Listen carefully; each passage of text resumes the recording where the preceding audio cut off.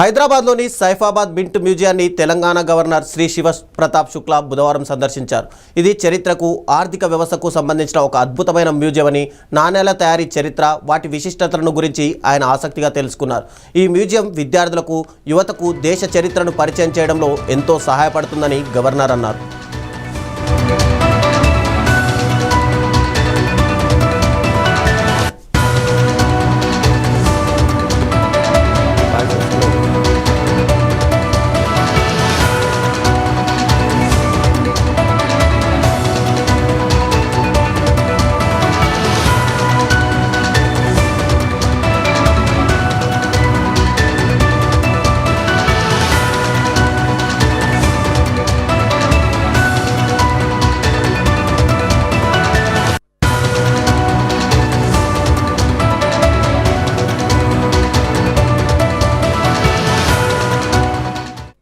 ఈ మింట్ మ్యూజియాన్ని కేంద్ర ప్రభుత్వ సంస్థ security printing and minting corporation of India limited నిర్వహిస్తోంది.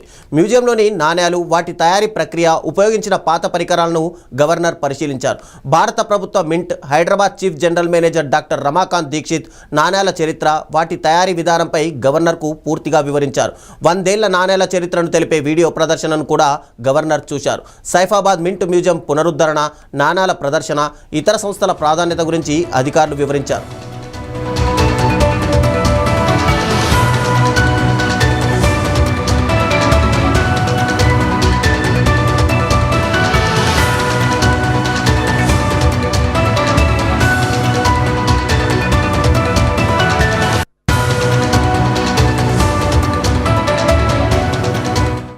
ఈ మ్యూజియాలు దేశ చరిత్రను, ఆర్థిక వ్యవస్థ పరిణామాన్ని విద్యార్థులకు, యువతకు తెలియజేయడంలో ఎంతో ముఖ్యమైన పాత్ర పోషిస్తాయని గవర్నర్ అన్నారు.